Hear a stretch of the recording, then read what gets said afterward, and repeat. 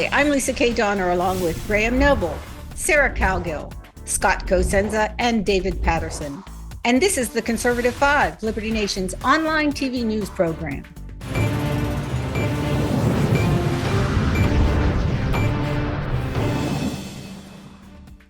Progressives like Senate Majority Leader Chuck Schumer are bound and determined to find white supremacists in the U.S. military.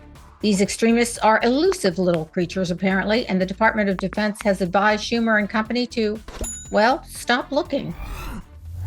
Under every rock, nook, and cranny is where they've been going, and that's what these progressive pals have been doing. But what have they found? Dave, you penned an eye-opener this week for Liberty Nation. Do tell. Well, I think first, Lisa, I think you have to realize that, yes, there are bad people in America. There are people on the far left like Antifa and Black Lives Matter, but there are also bad people on the far right like Aryan Nation.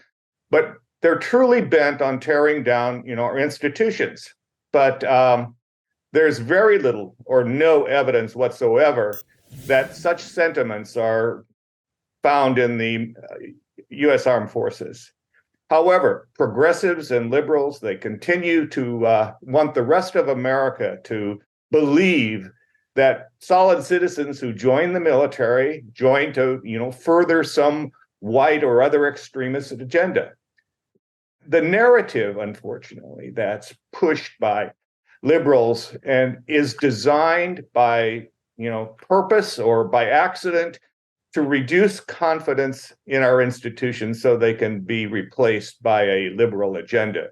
Institutions like the military. Well, the very first action Biden's Secretary of Defense took, it wasn't to explain how we're going to defeat America's real enemies like China and Russia, North Korea and Iran. No, he implemented a hunt for white extremists amongst the military. And what did he find? Well, his report that came out in December of 2021 found that of the 2.1 million patriots who joined the military, less than 100, which could be a number anywhere from 0 to 99, exhibited this kind of behavior. I hold the leadership responsible for this kind of stuff. And then they wonder why, recruiting statistics are so low. Who wants to join an organization when they walk through the door, they're immediately suspected of sedition? Yeah. Yeah. Graham, you've served in the military, though not the U.S. military, I don't believe. No. Did you find it was a hotbed of, racism or such? Did y'all have like little manifestos tucked under your bunk? Yeah. When I was in the British Army, we did not at any time discuss politics or race or cultural issues or religious issues. It wasn't something that we ever concerned ourselves with.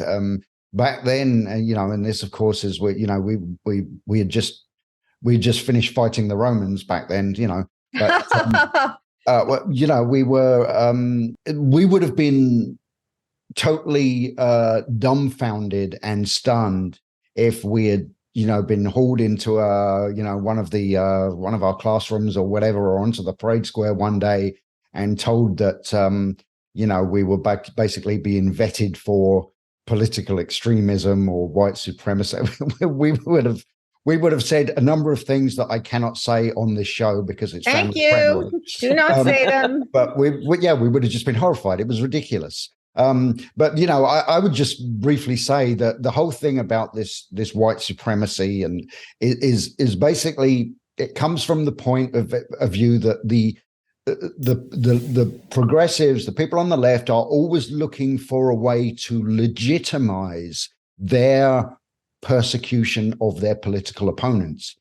And of course, in order to do that, they've got to somehow dehumanize them, or they've got to come up with some kind of label for them, which is so awful that it's like, well, if that person is, what you say is, well, then we can throw the normal conventions of constitutional rights out the window because they don't deserve it. So that's why they call people fascists. And I'm not going to go into the historical lesson, but fascism is an entirely left-wing philosophy begun by socialists. but they call people fascists, they call people Nazis, they call people white supremacists. It's just a way to dehumanize and say these people are so awful that it gives us the right to go after them.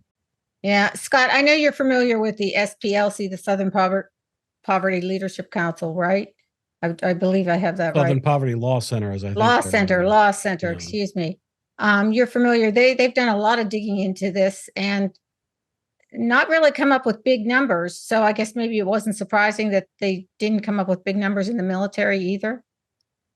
Well, it's curious that you mentioned them because they are just liars who make up stuff to advance whatever whatever they want, and they have zero credibility in the world of honest deliberation over information. But they've had real trouble coming up with they've dug and dug and dug, and they've had real trouble coming up with numbers. Yeah, they've gotten a little bit more scrutiny on their numbers after the revelations that keep coming out about how they basically don't like what somebody says, and so they'll put them on a sort of like anti-hate list or something like that. So I'm glad to see that they're less comfortable just simply making things up like they have been in the past. I think that to the extent that any of this goes on, if you listen to young men of fighting age who are devoid of political correctness, they may bandy about words that aren't suitable for a family-friendly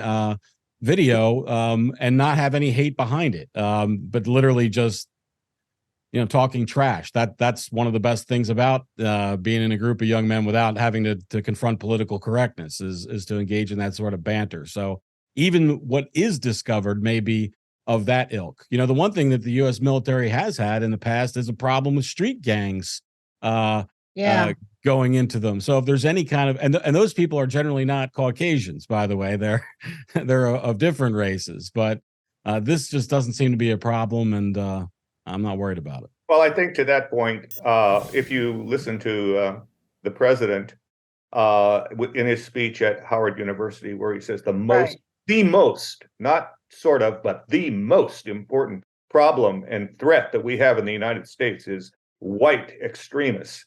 I wish he would tell his FBI that, because if you look at their most wanted list going down through the 42, you can't find a single one. And one would think that his Justice Department, if this is such a horrible threat to the United States, might have at least one. I take that back. They do have one. And that was the bomber of University of Wisconsin back in 1970, whom they have not caught yet. Sarah, are we looking for trouble in all the wrong places here? National security should be national security. They should protect everyone, including the crazy leftists and the crazy right wingers. That's what the military is designed to do, to protect the nation.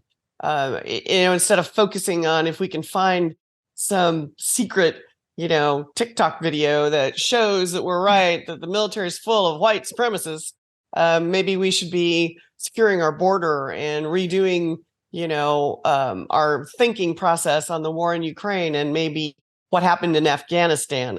All of these things are just abject failures. And, spending all your time and money and your first priority is to ferret out some, white bald guy that's mad at the world and throws a Confederate flag on his truck is ridiculous. They should go back to looking for Captain Queeg strawberries. All right. It seems Schumer and his ilk can't help themselves, but it sure would be nice to get back to the business of defending the nation, as Sarah just said. Thanks so much, panel.